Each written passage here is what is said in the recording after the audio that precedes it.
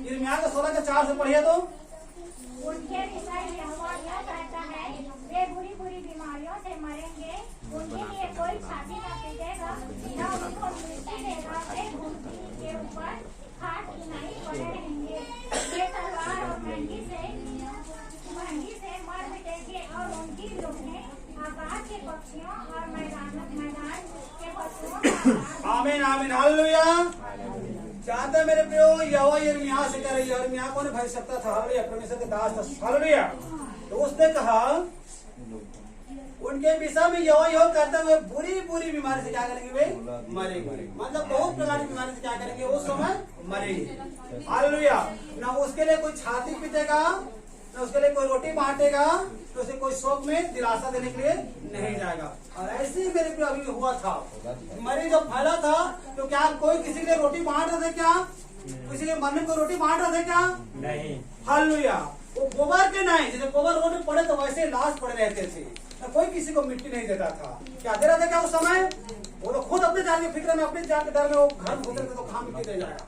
यहाँ तक कि खुद भाई को मिट्टी देने के लिए कोई तैयार नहीं होता उस समय। ऐसे दिन आ गया था मेरे प्रियो, कोई अपने बच्चे को तो उसको भी देखने के लिए कोई तैयार नहीं होता था, जाने के लिए कहीं ऐसा नहीं कि मेरे पर बीमारी ना आ जाए, हालेलुया। उस समय मेरे प्रियो अभी 3 साल पहले जो मरीज जो खा रहे थे पूरा विश्व में, हालेलुया, तो लाश मेरे प्रियो गोबर के समान पड़े रहते थे रोड में, अब कोई इसको मिट्टी भी नहीं देता था, हालेलुया। लोग जीसीबी को लाते थे, गड्ढा खोद उसी में ढांक देते थे, ऐसी मतलब कचरा समान उस समय मनुष्य का हाल था। वो तो नहीं हुआ था। अभी 3 साल पहले आपने बीमारी जो हालेलुया, जो बीमारी जो फैले हुए थे, क्या इसके बारे में आप तो सुने होंगे, हर गांव में नाकाबंदी भी था, कोई सर उस गांव से उधर आदमी ना जाए, ऐसे भी रोकथाम था, हालेलुया। बाहर में क्या था, तलवार है, और भीतर क्या है, मरी मतलब भूख है, और अगर भूख से बच जाओगे तो फिर बीमारी से मरोगे।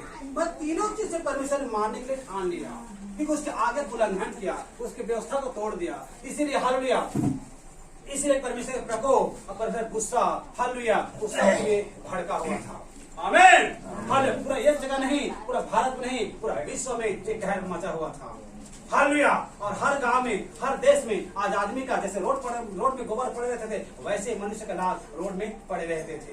कोई किसी के लिए मिट्टी नहीं, न कोई किसी के लिए दिलासा नहीं, न कोई किसी घर में शांति देने के लिए नहीं चाहता था, आमीन। आगे पढ़िए सिस्टर, 5 से फिर पढ़िए। जिस घर में रोना पीटना हो उसमें न जाना, न छाती पीटने के लिए कहीं जाना, और न इन लोगों के लिए शोक करना। यिर्मयाह 16 के 4, यिर्मयाह 16 से आगे कितने पढ़े और आगे बढ़िए। क्योंकि यहोवा की यह वाणी है कि मैंने अपनी शांति और करुणा और दया इन लोगों पर से उतारी है, आमीन। यहोवा ने कहा मेरे प्रियो, जिस घर में रोना पीटो उसमें ना जाना छाती पीटने के लिए। कोई जाता था क्या रोने पीटने के, छाती पीटने के लिए, माने कोई बगल में कोई मरदार बीमारी तो कोई नहीं जाता था, अपने घर को ताला को लगा देते थे, कोई किसी के लिए नहीं जाता था।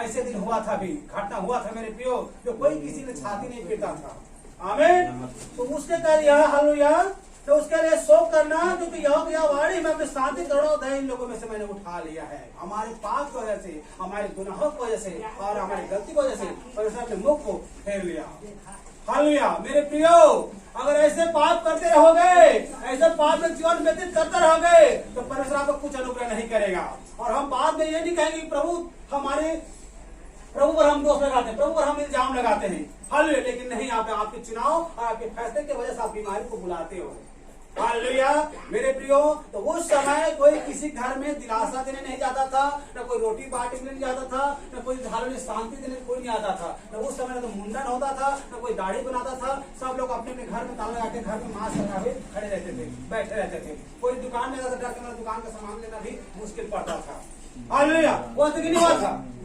अभी जो बीमारी जो पहले 3 साल पहले याद कीजिए उस दिन को, तो इस प्रकार से हो रहा था, क्या कोई मरता था तो कोई किसी की मिट्टी में कोई जाता था क्या, वो तो जमीन को लाए जमीन खोद के उसी में दफना देते थे, वो मतलब गोबर नहीं पड़े थे, लाश गोबर का सामान गिना जाता था उस समय।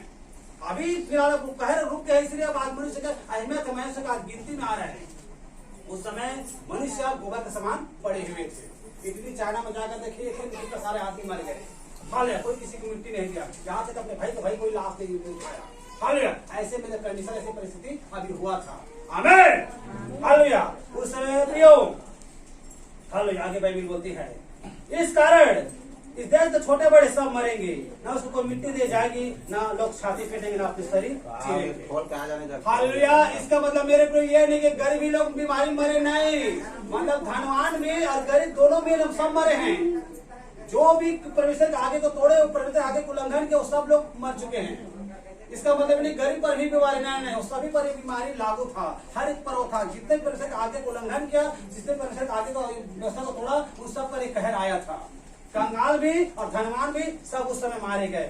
आमीन। वो सभी के सभी मारे। हालेलुया। और इसी में से खोलिए सितार, पढ़िए 14 अध्याय का, और उसका हम 10 से 11 तक पढ़ेंगे। इसलिए यिर्मयाह का 14 अध्याय और 10 लोगों के विषयों को यह कहा, इसको ऐसा करना अच्छा लगता है, ये पुरुषों से